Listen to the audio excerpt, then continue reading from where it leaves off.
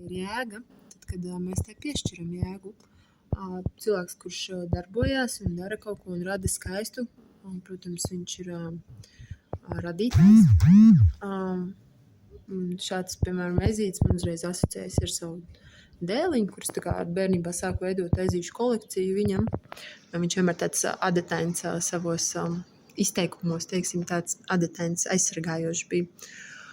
Un tad, protams, tajā mēs piešķiram tam jēgu, un svarīgi, lai tas nes kaut kādu skaistumu arī, un no kā tas nāk. Autors, kurš to radīs, lai tas ir pats cilvēks, ir ar vērtībām. Un tā mēs glabājam varbūt kaut kādas skaistas atmiņas caur to visu, tā kā uz visu jāraugās ir ar tādu plašu skatienu. Piemēram, mani šogad pirmoreiz laikam mūžā kāds uzzīmēja, vīrietis, un tad ir tāda interesanta sajūta, jo tāds pagodinājums, ka tevi zīmē, jo reti jau tādas lietas notiek, vai ne?